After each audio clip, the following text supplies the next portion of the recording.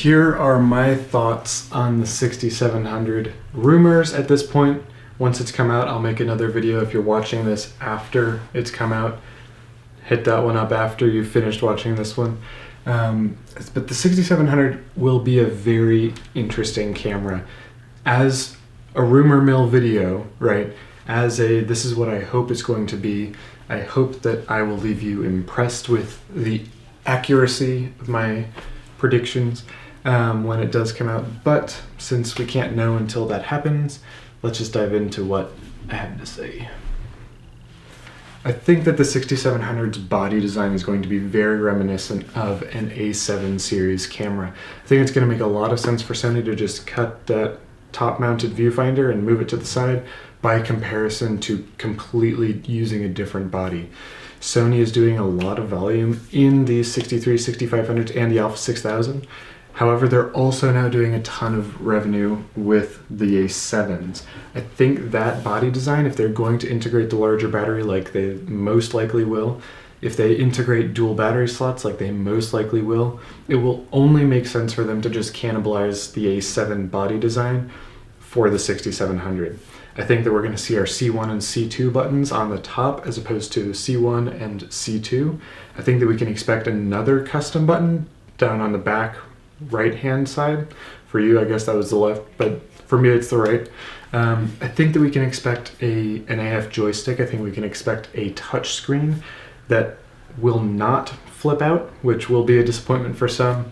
For me, not that big of a deal. It would be nice, but like I said in my 6D Mark II review, it's fine, but I'm not the biggest. I think crucially what we're going to see is a better implementation of that 24 megapixel BSI design. I don't think we're going to see a 30 megapixel or 33 megapixel for something like an 8K readout. I think it's possible, but not likely. I think what's more likely is that we're going to see, in terms of video, a 24 megapixel sensor so we can get a real 6K output from there. I think that we're going to see greater bit depth options. I think we're going to see externally 10-bit 422, internally 8-bit 422.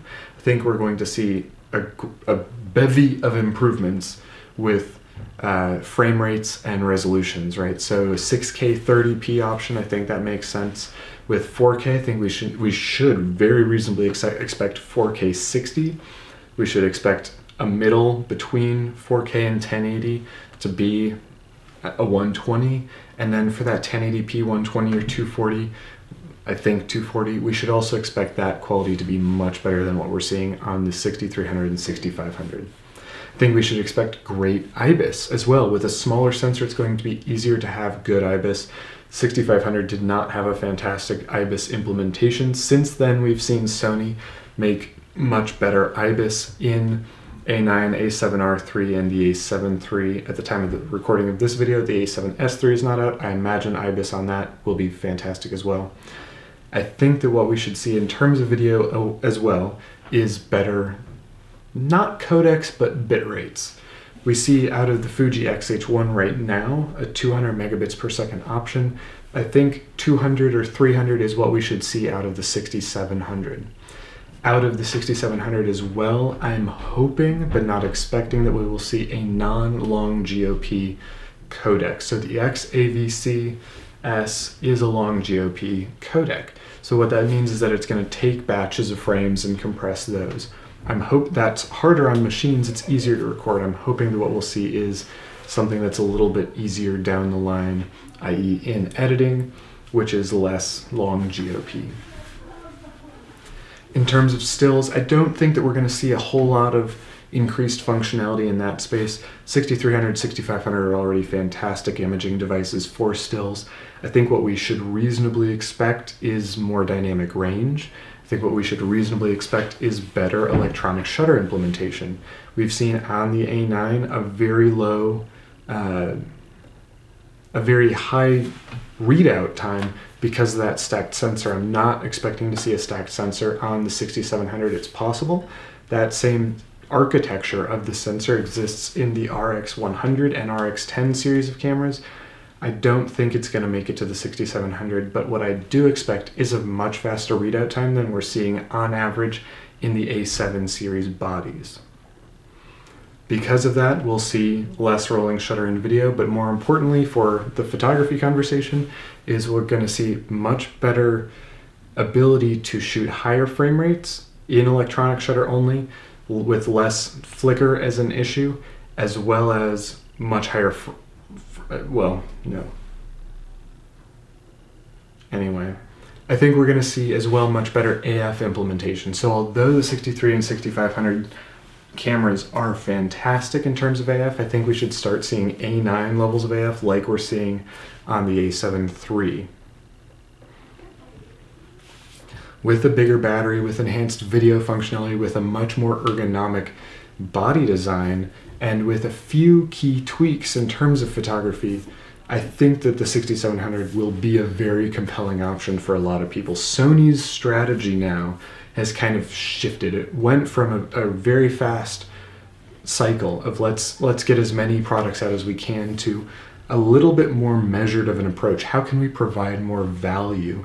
And in doing so, save them money, right? So with the A7 III, the big thing that everybody is ignoring is that by putting all those parts from the A9 into the A7 III, although it's not the same sensor, they're reducing the cost for creating all of those A7 series cameras, the A7 III series cameras, right?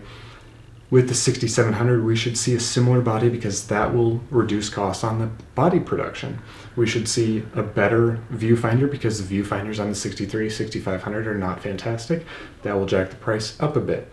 We should see better battery because they're already making it. That's what they've switched to. We should see better video codecs because Sony is more value oriented than they have been historically, right this particular moment.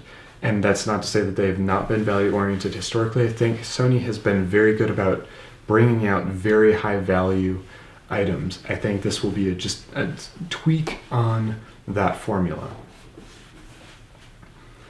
With the 6500 still retailing for $1,400 in the United States and the 63 for $900, 6300, Alpha 6300 for $900, I think what we can expect is 6700 to slot in at $1,500, 6500 to slot in at about $1,000, and then the 6300 to drop to about $750. I think that makes sense in terms of the way that they would want that to go. I think the 6000 they can drop to about a $500 spot, so that can take the place of a 5100.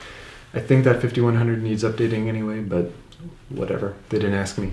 So yeah, that's what I got to say on the 6700. Thank you very much for your time and for your attention. Smash that like button if you enjoyed it, dislike it if you didn't. Continue the conversation with me if you have different thoughts or if you're enthusiastic or just want to chat about cameras.